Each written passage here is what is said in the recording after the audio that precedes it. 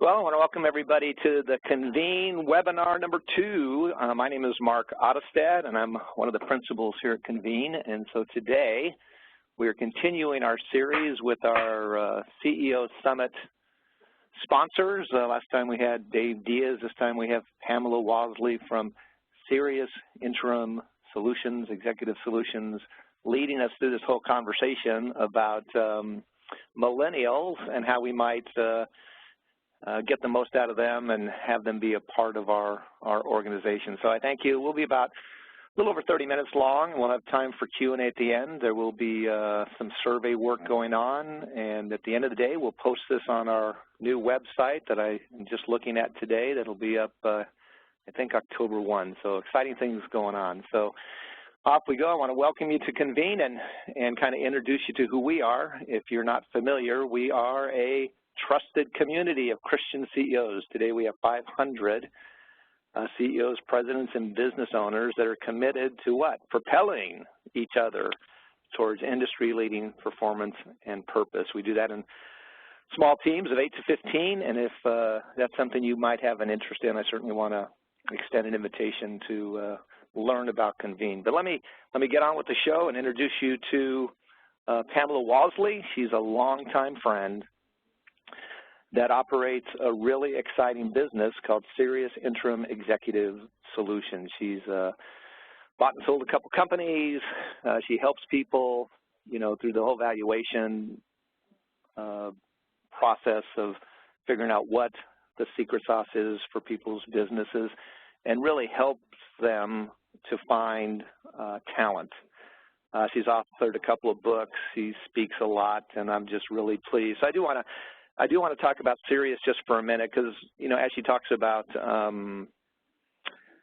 millennials, the question would be, do you have leaders that can lead millennials? And she helps bring leaders into business environments on an interim basis. So it could be a sales executive, a sales management person, technology management executive, all the way up to CFO, CEO, but certainly a wide spectrum of how do you find high-level, high-capacity difference makers for your organization. So here she comes to bring you some information about millennials. I certainly encourage you to have a conversation with her. She's just a valuable resource to me, and she might spend some time exploring some options for you. She's a resource to know, and I would call her my friend. Let me introduce to you Pamela Wasley.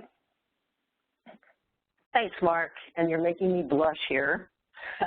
But anyway, good morning to everybody that's attending the webinar today. And I'm going to be talking about the workforces of the future and 8 things that you should be doing right now. But before we start, I got a couple questions for you. One is, what percentage of your workforce today are millennials? And that's usually between the age of 18 to 33. So if everybody will select the answer that's most appropriate for their company, I'll wait just a couple seconds.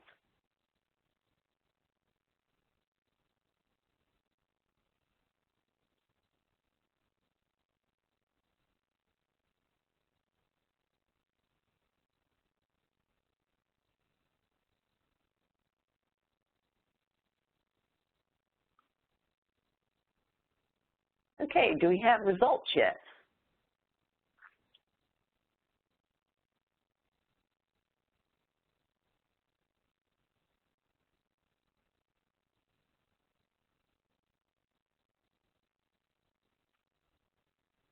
All right, there we go. No answer on 37%. Come on, guys. And by the way, I'm actually kind of surprised at where the majority of you voted, which is 30 to 50%, because typically that's not the answer I get.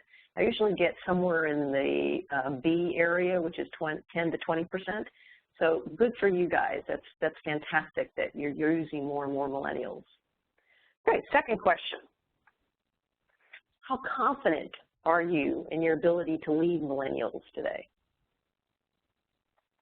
Very confident, confident, so-so, or not so confident?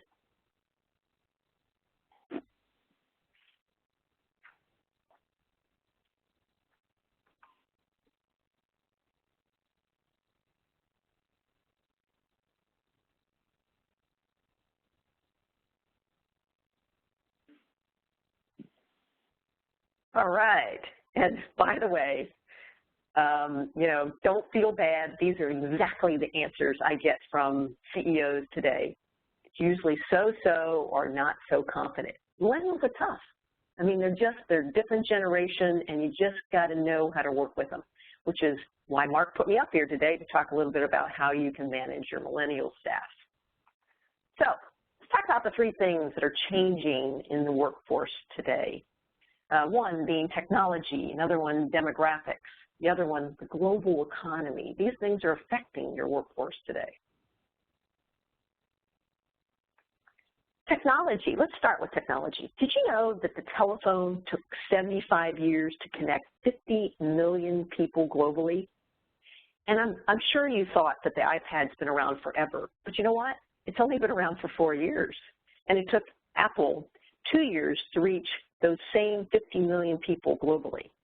And Angry Birds reached 50 million customers in 30 days. So you can see technological changes are accelerating unbelievably fast. And you also have online staffing firms now, which is making it easy for you to find your workforce out there. Technology is making it easier to recruit, find talent. That started with Career Builder, then with Monster, then with LinkedIn. So if you're not using some of these tools to find your workforce today, you're missing out. HR professionals are going to need to keep abreast of rapidly changing technology, both to ensure that employees receive training to keep their skills competent in a global economy, and also to anticipate ways that technology may alter those working relationships and the way work is done. Another thing that's really accelerating out there is more and more data is passing through the cloud. I mean, it's creating an easier access to information, which, by the way, millennials love. They love having easy access to information. So let's talk about demographics now. There are 4 generations out there working side by side now. You've got the traditionalists who are 60s, 70s. You have the baby boomers who are in their 50s and 60s. You have the X generation, which are in their 40s and 50s. And then you have the millennials, which are in their 20s and 30s. And lo and behold, right behind this is a new generation called the C generation, the connected generation, they're calling it. Then you're going to have 5 generations working side by side. So you need to understand how to work with all of them. And by 2025, which I'm really glad to see that most of you are using millennials today, millennials are going to make up roughly 75% of the workforce. 75%, that's a lot. And by 2020, there's going to be a global shortage of as many as 40 million skilled workers. The biggest thing I hear from CEOs today is that there's this, they've got all these jobs out there and they can't find the people to match the skills that are required. And you think that's bad now? Just wait, it's just only going to get worse. And 1 in 2 workers are going to be part-time. Right now, 1/3 of the workforce is contingent. By 2020, it's going to be 50%. So let me ask you a question. Do you use part-time or temporary workers as a strategy for your business? And by the way, the key word there is strategy. And I don't mean just haphazardly hiring people. I'm talking about planning your workforce for the future. I'm going into 2015. I need so many contingent workers and so many full-time employees. So are you doing that now? Yes or no?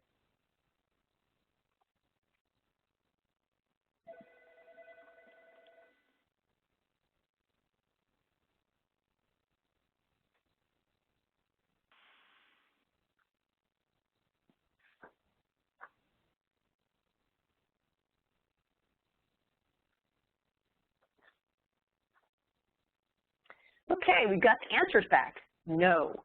Well, I got to tell you, you should be. And one of the things people still can't get out of their minds today when I talk to businesses, they can't get over the fact that they have to have full-time employees. They think every person that works in their company has to be a full-time employee. Not true today.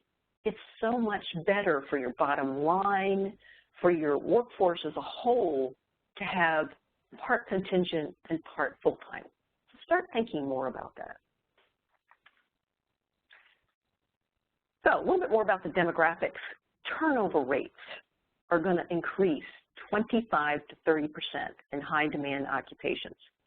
Right Management, a division of Manpower, did a study last year and found that 83% of the workers who participated in their survey said they intended to actively seek a new position in 2014. That's this year. So 83% of their workforce is looking for new jobs. That's terrible. I mean, it's cost you so much money to replace an employee today that you really don't want to lose them. And 91% of millennials expect to stay in a job for less than 3 years, according to Future Workplace. That means they will have 15 to 20 jobs in the course of their working lives. For millennials, job hopping can speed career advancement. In fact, according to a paper out by St. Olave's Sociology Department entitled Millennials' Expectations in the Workforce, says that changing jobs and getting a promotion in the process allows them to avoid the dues pain that can trap workers in a painfully slow ascent up that corporate ladder. Job hopping can also lead to greater job fulfillment, which is more important to Gen X or millennials, excuse me, Gen Y or millennial workers than it was to our previous generation. It also helps them find a positive culture and interesting jobs when they can job hunt to find exactly the job that's going to be of interest to them. So just know that millennials are job hoppers. So you really got to catch their interest in your values and your culture and how you engage them. Otherwise, you're going to lose them. The global economy is the third thing that's affecting the workforce today. And 95% of the population growth is not going to be in these three areas, which, by the way, it has been in the past. It used to be that Europe, United States, and Japan were the fastest growing areas in the world. Now, our population in all three of these areas has decreased. The population around the world in places like China, Brazil, Russia, India, Singapore, Taiwan, and Hong Kong, that's where your population growth are expanding significantly. So that's where you're going to find a lot of your talent in the future.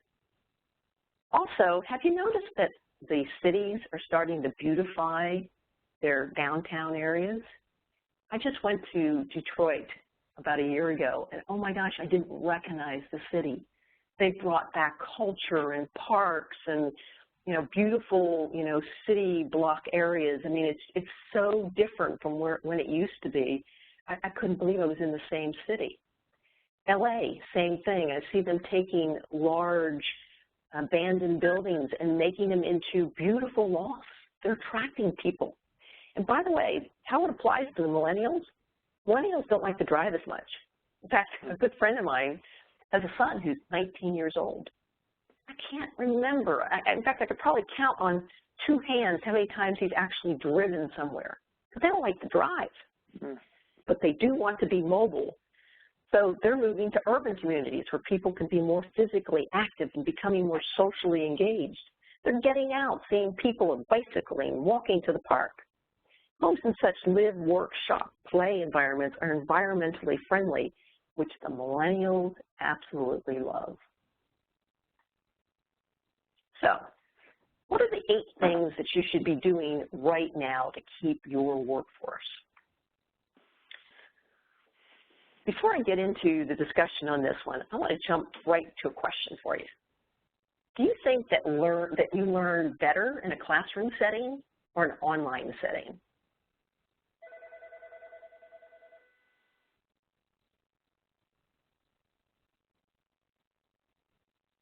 And everybody out there, please answer this one because this will be a real interesting result.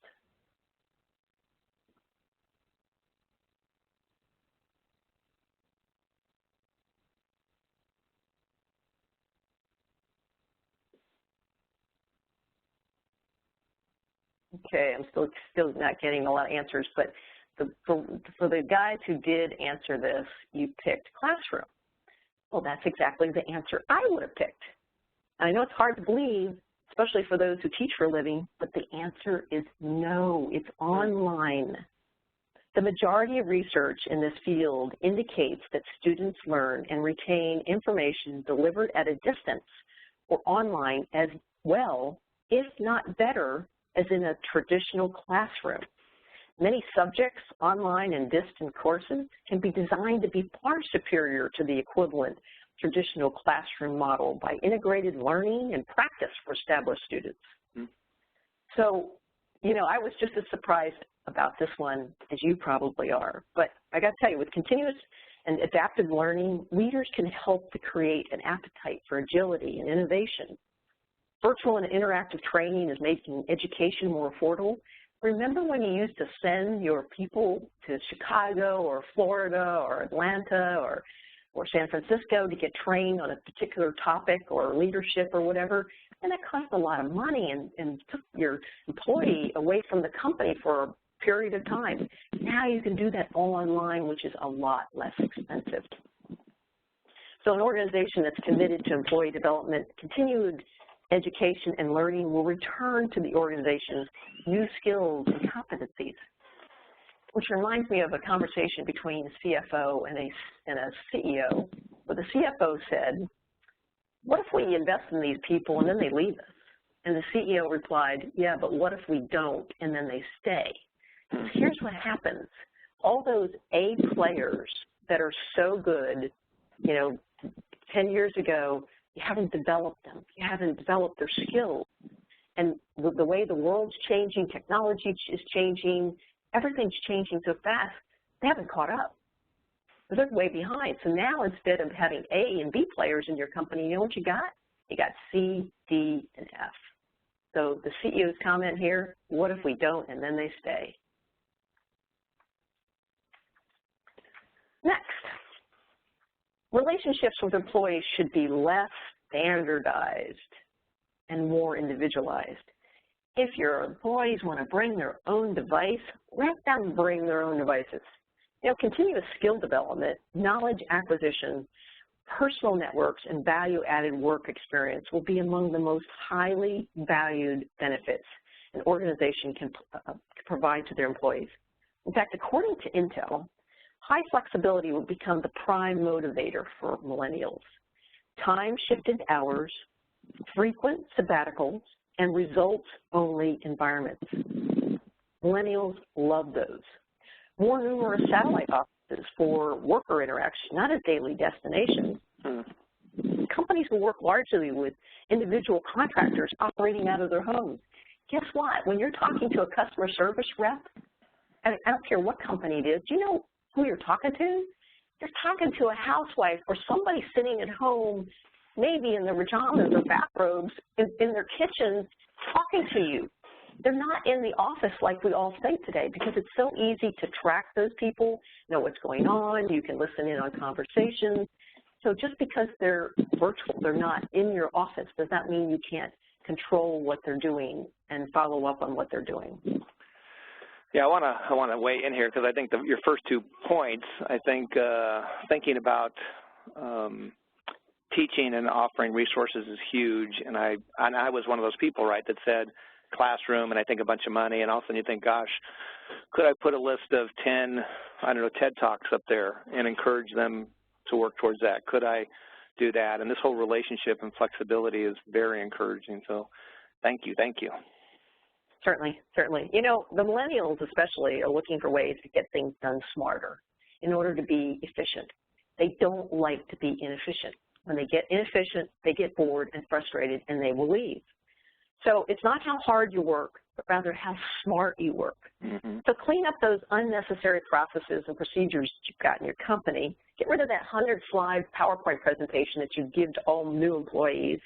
And, you know, think about how to engage these people more. In 3 more years, the C generation, as I said, is going to be entering the workforce. For this group, multitasking is like breathing. They will make very productive workers if you keep them stimulated. In fact, long projects, now listen to this, long projects focused on single tasks will cause them boredom and may cost you these employees. So here's 3 things that you can do real quickly. So I don't have these on a slide, so you may want to just jot these down or just ask Mark to send you these a little bit later on. But here's 3 quick things that you can do. Offer workplace flexibility. Remember what I said about millennials? They like flexibility. Well, flexible hours and generous telework policies are more important to the younger workers than salary. Get that? It's more important than salary. So offer this workforce flexibility. 2, listen to your employees. More than any previous generations, millennials crave the chance to contribute creatively to the company and have their ideas heard. They can't stand it when they don't feel part of the decision-making or where the company's going. So this helps them grow professionally in each position, which will entice them to stick around longer, since personal development is the main reason workers job hop in the first place. And 3, this is really important, communicate your company's mission and values. Increasingly employees want to work at a company where values match their own. And I got to give you an example. I couldn't believe this yesterday. I was at an Indian restaurant for the first time. The food was fantastic. The service was fantastic. And so I asked my server, the waiter, I said, so why do you work here? He goes, oh, well, great people to work with. He said, I get to serve really good food instead of slop. And he says, people who come in here really love the food. So, here's a guy that's valuing the values of, a company that really develops really good food and, is a great, company to work for. So, teach these values to your employees. In fact, according to a survey done by Future Workplace, they found that 58% of millennials said that they would take a 15% pay cut in order to work for an organization with values like their own. So in order to maximize the number of your employees who achieve that goal and therefore stick around for the long haul, make sure to communicate those values. So here's a question for you. Is your organization highly flexible in your handling of employees? A, yes. B, somewhat. Or C, no.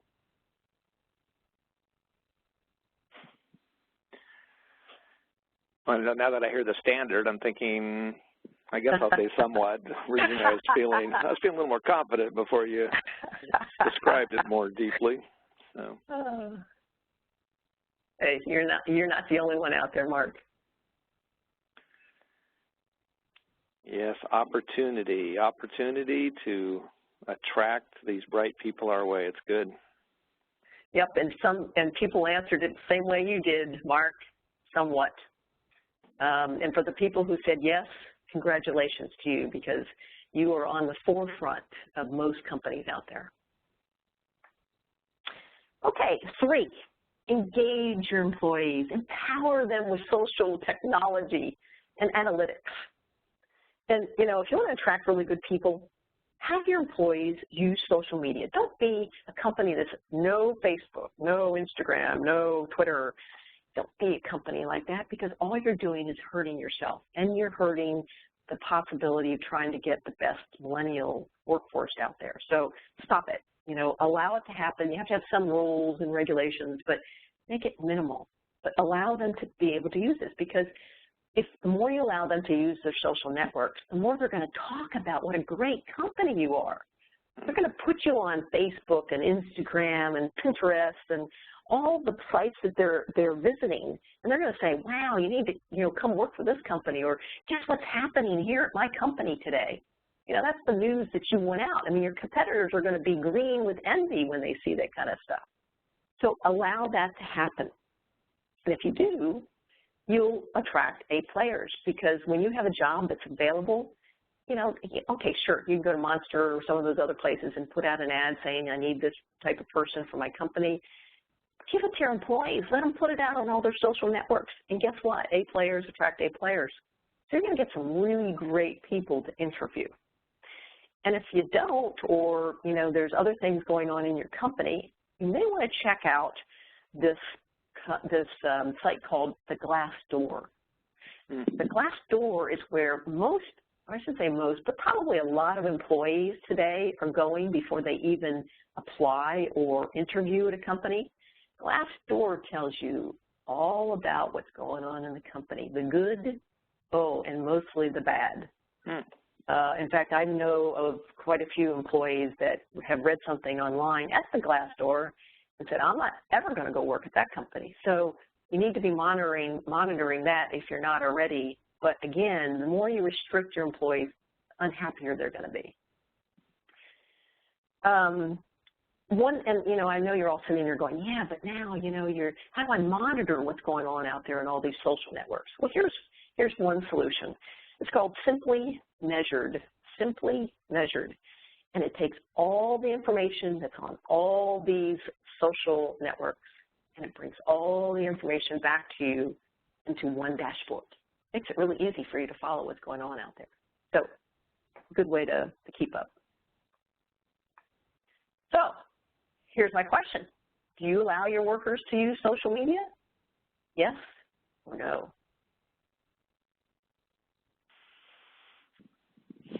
Well, where's the maybe? There is no maybe, Mark. Do I allow it? Okay, I allow it. Do I feel comfortable with it? I'm a little less certain. You see, yep. But if you do, hey, you're off to a good start. I mean, you just need to get more comfortable with it, because I have to tell you, you may not allow it or you don't like it, but guess what? People are doing it behind your back anyway. So you might as well allow them to do it, because then they're going to be happier with you and they're going to say nicer things about you. So, I applaud the audience today. Excellent. Most of you said yes. And I know you're a little bit trepid about letting them do that, but I got to tell you, it's a good thing today, especially with the workforce being more and more of your millennials and now the C generation coming up. You got to be able to allow them to do that. Okay, next, outsource those non-core functions. Unless you're a payroll company, your core business is not payroll. Outsource that. Outsource IT services, writers, website developers, call centers, manufacturing, graphic designers. Small entrepreneurial companies are more likely than large corporations to initiate offshoring of high-value functions, which is really interesting to me, because I thought it actually would be large companies. But 48% of companies with fewer than 500 employees reported that their first offshoring initiative involved product development, innovation, and engineering, as compared to only 16% for large companies. Countries to consider for your offshoring are Mexico, Brazil, Chile, China, India, Malaysia, Egypt, Russia, South America, South Africa. India is still a very popular country as an offshoring destination. So again, and it doesn't have to be international. You can just do it right here in the United States, but outsource those functions, because it's just costing you a whole lot more money. And in the last decade, some companies have achieved savings between 20 to 70%. Hey, that's a lot more profit I'd like to see come into my company, as opposed to going out the door, trying to supply that function internally. So think about it. So, do any of you use these outsourcing functions today? And I've listed some. There's probably others that you use, so I've got the last category as other, so you can check that one. But in this particular case, check as many as you want as apply to your company. Yeah, it's not letting me. Too bad. I'm sorry? It's only doing one at a time, so for some reason it's not working. Too bad. Well, let's see where the largest area is.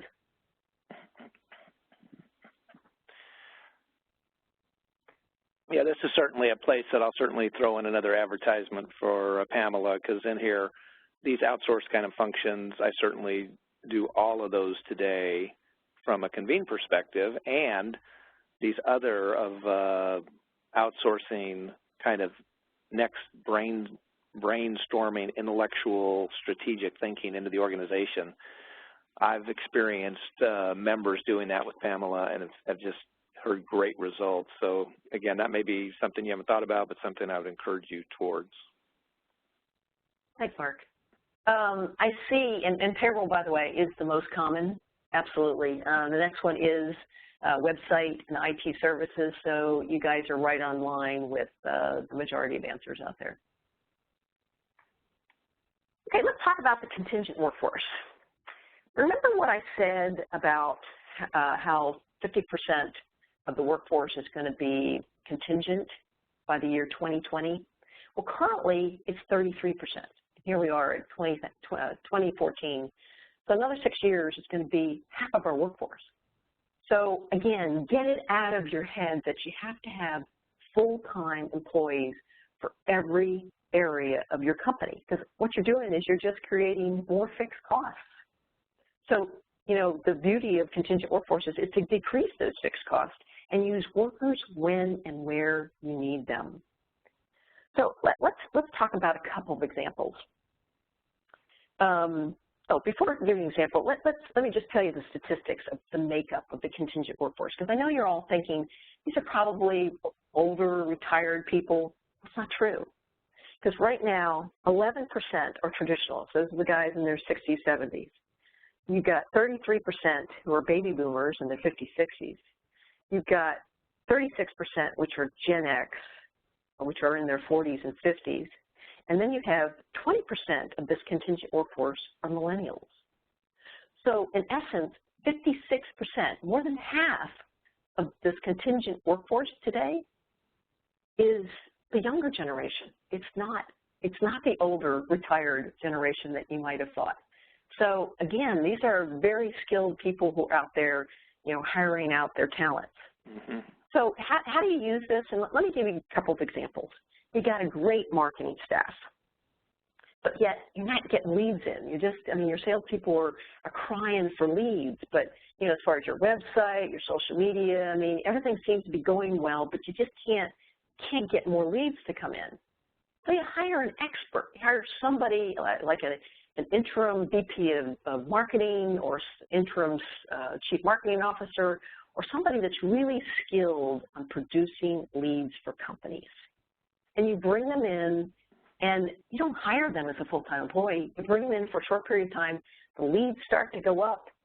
You have a great marketing staff, so you don't need to keep this person. Once they're on the upward trajectory, you can say, okay, thank you very much. Your skills have really helped my company, and you can let them go. There's no severance, there's no benefits, there's no nothing. They just leave, and now your existing staff take care of it. They maintain it.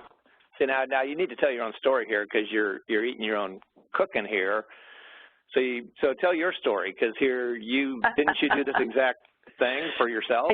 I did the exact same thing, because I actually did have a great marketing staff, and I didn't need somebody full-time, so I hired a part-time chief marketing officer to really, you know, get my marketing where it needed to be, especially on the lead side. And oh my gosh, it's made all the difference in the world. And again, I don't have to, I either keep them part-time, or I'm about to actually change chief marketing officers because the next skill I need, he doesn't have. So I'm now going to bring on somebody different that's going to take my company to the next level. So I love that story. Another example is, you know, you just can't get your profitability up. I mean, you've looked everywhere, you just can't find where you can, you know, get more money going into the bottom line of your company. So you bring in, again, an expert in finance. You bring in a interim or part-time chief chief financial officer or controller that really knows how to look at the books, look at your company, and can go, oh yeah, look, you know, these couple areas right here, you can cut your costs, you can do this, and you can whatever, and it'll make your bottom line grow another couple percentages. So again, bring these people in for the expertise that you need. Or another example is, and I'll use an IT example in this case, my gosh, you got an implementation going on with a new product that you brought on, an ERP system. And, oh, your IT director or VP of IT is pulling his hair out because he doesn't have enough time to do his own job, let alone run this project. So you bring in, again, an interim IT expert, and they run the project for you. Yep. And at the end of the day, when the project's all done and now it's gone smoothly, you let that person go, and your VP of IT takes over, and again, you haven't brought more fixed costs to your bottom line. You're just bringing on the talent when and where you need them. So, in essence, my summary on this is you can quickly adjust to changing global demand patterns. You can scale staff up and down efficiently to meet those shifts. And I got to tell you, if you can do this and change the mix of skill in your organization over time, it can help you absolutely kill off your competition, because most people are not doing this, and they really are only hurting themselves. So here's my question. Have you ever used a part-time or temporary executive or manager? Yes or no?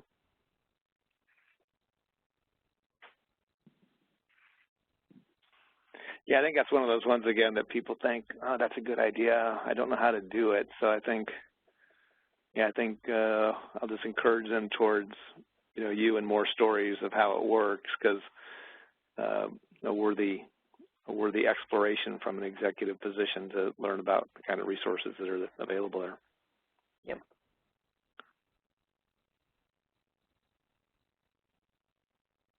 Okay, no. Well, you really need to think about it. I have to tell you, it doesn't cost you any more than a full-time employee. A lot of times, by the way, it costs you less than a full-time employee.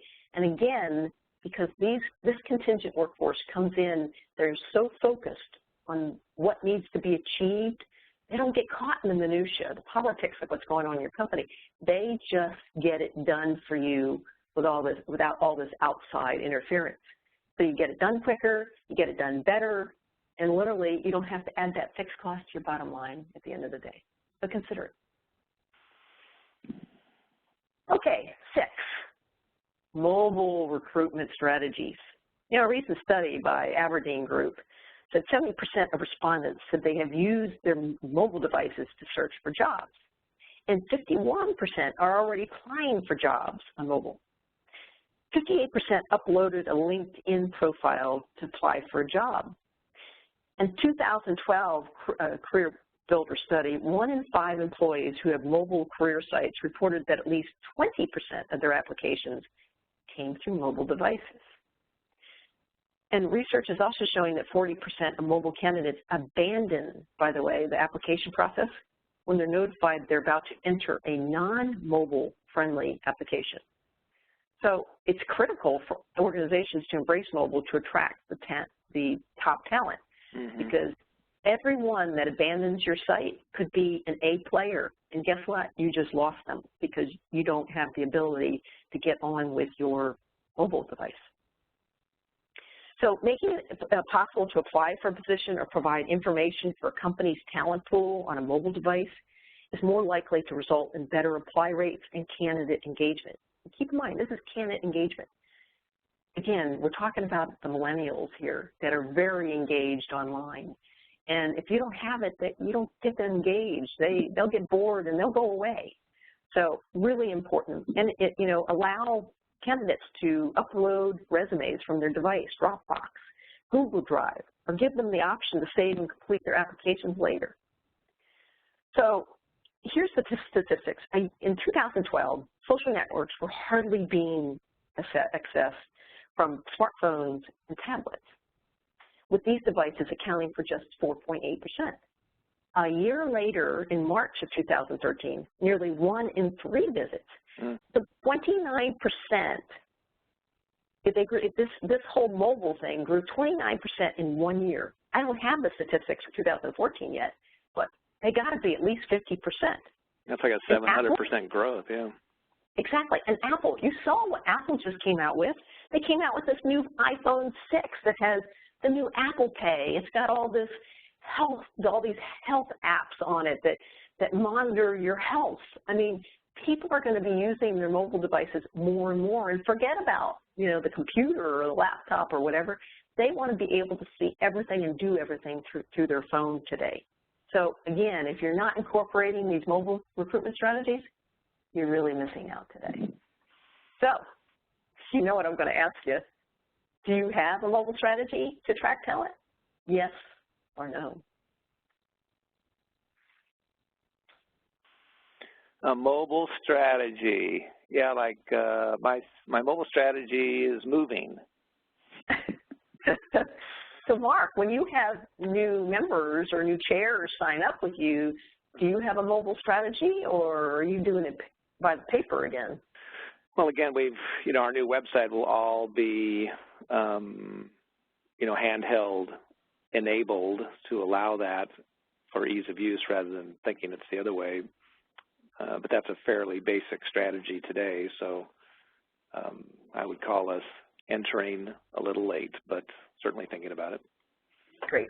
Well, for those of you who answered no, and I see 61% of you answered no, I would suggest that you really look into it. And by the way, everybody thinks that developing software, and this would obviously be developing some software or bringing in something that will attach to your site to be able to allow you to take applications. It's not very expensive today. There's applications already out there that you can tack onto what you already have that will help you do this for you. So don't think that you can't do it because it's too expensive. Get out there and explore the options that you have for these mobile strategies, because they're out there. Okay, number 7, cloud computing. Use it wherever you can to give your people immediate access. Remember what I said about the millennials looking to be more productive? And if you don't give them access to immediate information when they need it, they'll become frustrated and look for a better and more engaging job that makes them look more productive. They will. They're going to leave you. So give them access to the information they need. And let me give you an example. By the way, I'm not selling. I'm not somebody that's sitting in the background selling and getting a commission for talking about Salesforce. But I got to tell you, I'm a big proponent. We use Salesforce. But my salespeople never go without having information at the tips of their fingertips. Here's a good example. They are out on the road and they need a real quick number, whether it's for a client, for contact, or whatever, and they didn't have time to put it into their contact list on their iPhone. So all of a sudden, they go into Salesforce, which is the app right on their phone, and they can dial the number right from that app. And when they're finished the call, that call is recorded in Salesforce, so you have a record of making that call. And, you're across from the client and they're asking for a brochure, for some information or an article. Literally, they can do it again right on their smartphone, right on their iPad, and literally send at that moment right across the table from the client that piece of information the client needs. I mean, this is information that they can absolutely have access to at all times. They want to know, what's the status of what's happening with a client. Are they happy? Did they fill out the survey? You can see survey results on Salesforce as to how they enjoyed, working with you. I mean, it's amazing what Salesforce offers today. And NetSuite is another one that does that. Workday, they have many SaaS-enabled devices or applications out there that literally give you the ability to access information. And what's that one called? Did you say Workday? Workday, NetSuite, Salesforce are 3 of the top 3. Okay. And if nothing else, you should at least be using Google Docs. At least put documents, brochures, information that your salespeople are going to need. That's the least you could be doing out there. Again, it's cloud accessible. It's not information that you should worry about as far as privacy and whatever somebody hacking into, but at least it gives your people information when and where they need it. So, rate your ease of access for your employees. Is it high? Is it medium? Or is it low? It's kind of that mobile question again, right, which is trying to make it easy on your phone to get to stuff, because that's really where we live. Yep.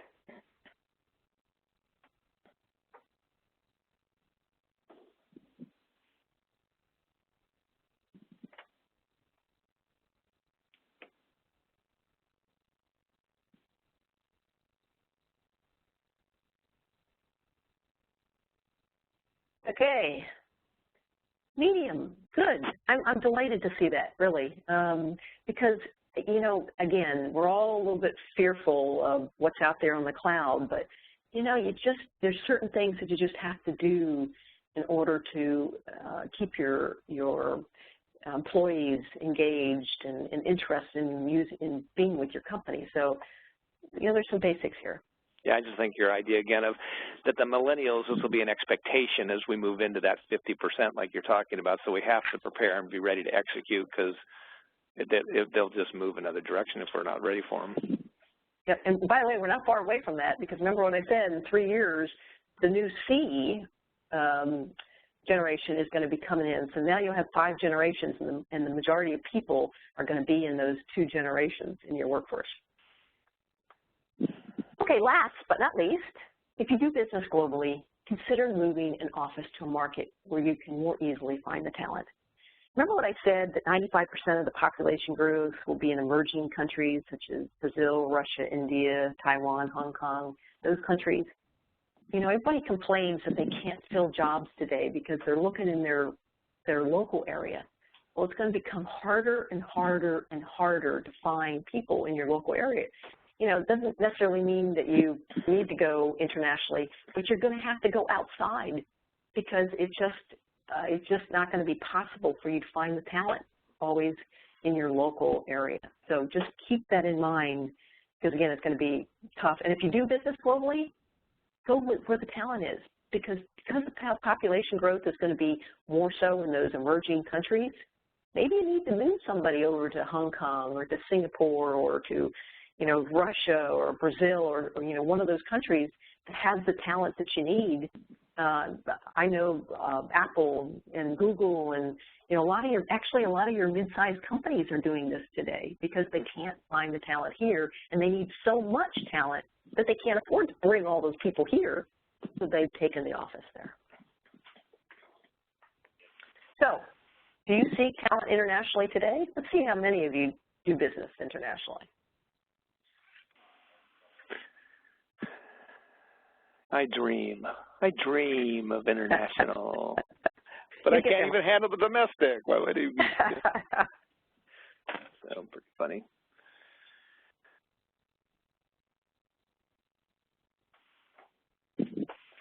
So we got to head for the finish line here, and we are. I'm going to summarize in just a second, and I'm going to then turn it over to you, Mark. Great.